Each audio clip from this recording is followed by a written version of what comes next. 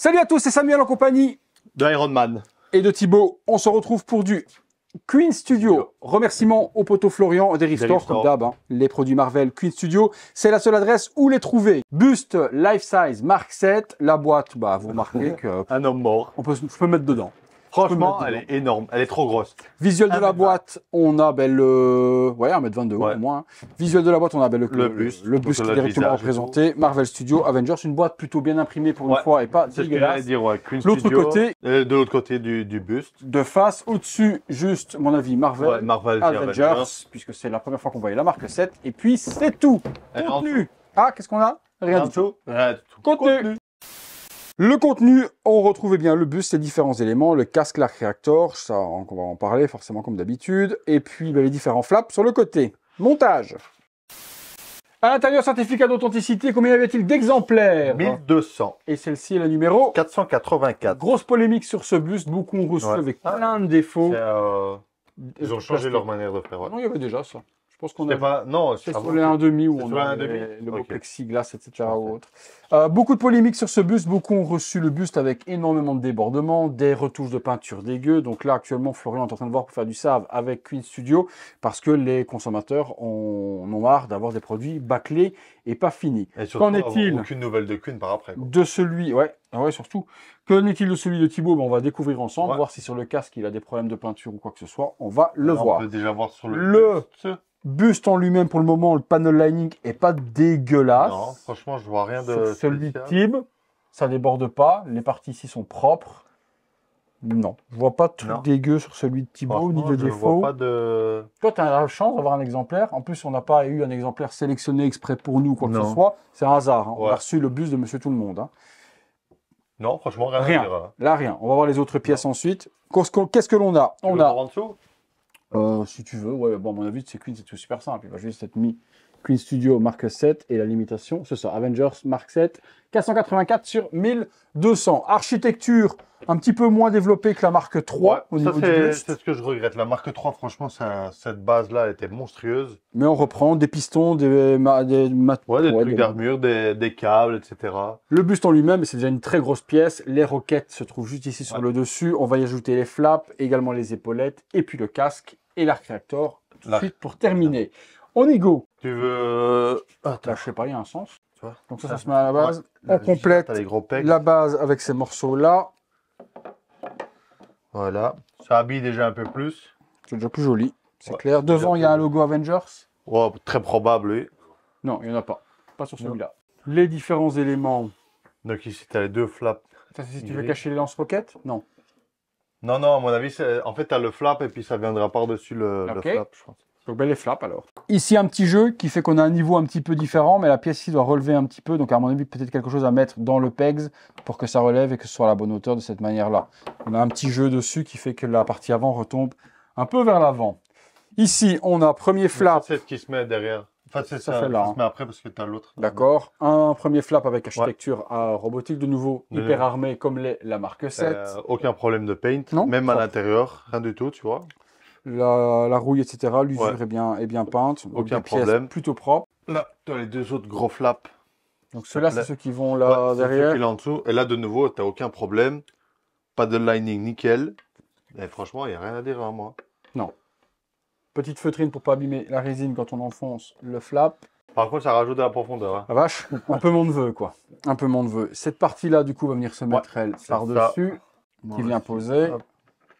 En profondeur, c'est toujours le plus chiant, c'est parce qu'on doit avancer par rapport à un mur, c'est toujours un petit peu la merde par rapport au display. C'est pour ça que certaines personnes n'ont même pas exposé les flaps. Ça... Tu vois. Profondeur de ouf. Hop, après, tu as ça qui vient encore par-dessus ici. Ok, ça c'est le flap qui vient se relever pour libérer les armes. Libérer les petites missiles. Épaulettes, apaulettes. Ouais, pas mal quand même. Même chose, propre, pas de touche de peinture ou quoi que ce soit. Très large. Hein. C'est ça que j'adore avec cette armure. C'est que ça fait vraiment armure très large, un peu comme la Mark 3. Et pour moi, c'est... Plus que la Mark 3 encore. La Mark 3, c'est plus. Hein. Non, celle-là plus que la Mark 3, oui, bien sûr. Mais celle-là, tu vois, moi j'ai choisi celle-là parce qu'elle est trop iconique. Tu vois, c'est la première fois que tu le vois avec les Avengers et tout. Et franchement, en plus, pour une fois, tu as une plaque Avengers devant, ça va avec les autres bustes. Et je trouve ça plus... Il n'y a pas de plaque Avengers devant. Non, il n'y a rien du tout. Il n'y a pas de signalétique. Dommage. Le casque. Lui, il veut finir en beauté. L'arc réacteur. Mais non, sur l'arc réacteur, c'est habituel à mon avis avec la télécommande comme les autres. Je pense pas qu'il y ait... Ça joue un peu. Ouais. Le casque, tu as des piles à mettre à l'intérieur. Ouais.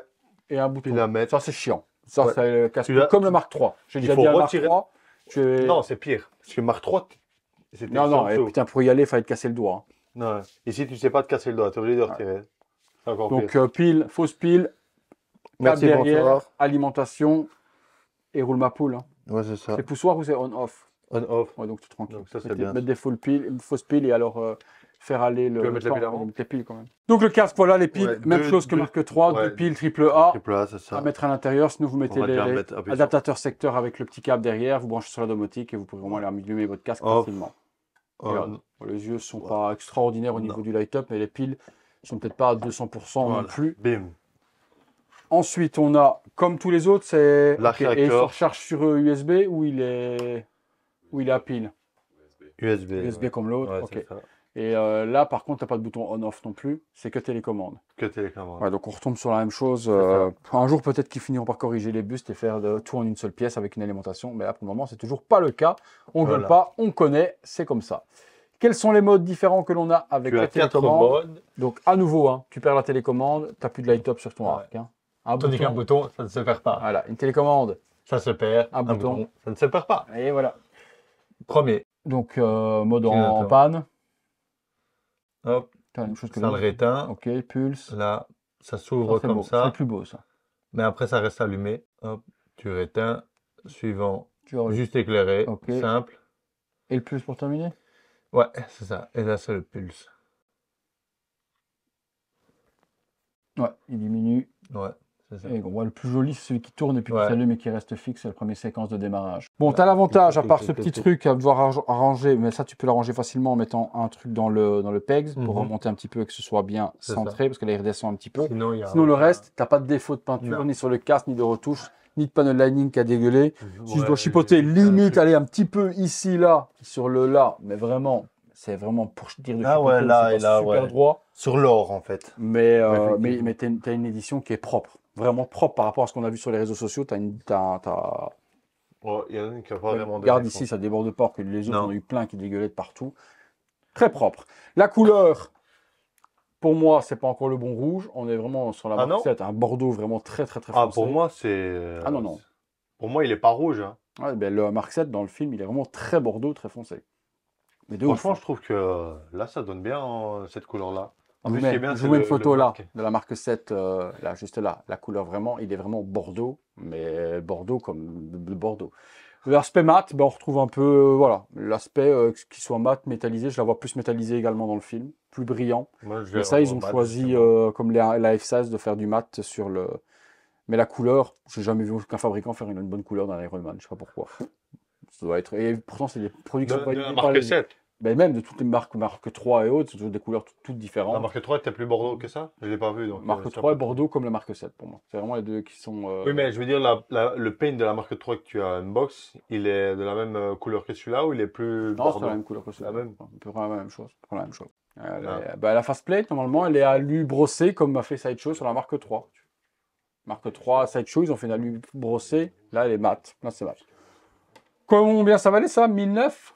1899, 1008? Ouais, c'est ça, 1899. C'est une belle taille et un prix. Toujours, par contre, plein de trucs à devoir activer, boutons, etc. ou autre. Et ça, c'est casse-couille parce qu'un Iron Man, ça s'allume et ça s'expose allumé. C'est ça, c'est... Le pire, c'est le casque quand même. Ouais. Là, tu vas vraiment le retirer. Si c'était là en dessous, mais là, tu es obligé de tout le retirer pour le faire. Je comprends pas pourquoi ne pas... Et ça se perd et un bouton, ça ne se perd pas. Voilà les amis, on vous a montré le Mark 7 Queen Studio. Vous nous direz comme d'habitude ce que vous en pensez. Il en reste peut-être encore chez Flo, mais c'est même pas sûr. Je pense peut-être même qu'il a même retiré les stocks pour le moment, le temps de résoudre le problème de Save. Mais en tout cas, c'est en train de se gérer. Je pense même plus qu'il y en avait. Je crois que c'était sold out. Oui, non, c'est sold out. C'est sold out parce que les personnes qui... même moi, je l'avais fait un peu tardivement et c'était dans les derniers, il me semblait. Non, c'est sold out de chez sold out. À voir comment le Save se passe et on vous tiendra au courant sur les réseaux sociaux et vous verrez les remplacements. Merci à tous de nous avoir suivis. Merci à toi. Merci à toi aussi. Merci à toi surtout. Merci à toi. Si vous avez aimé la vidéo, abonnez-vous, la petite cloche, les notifications habituelles. Et comme d'hab, on se retrouve tous ensemble tous les soirs à 19h30 pour une nouvelle vidéo ou une prochaine. À bientôt. Ciao.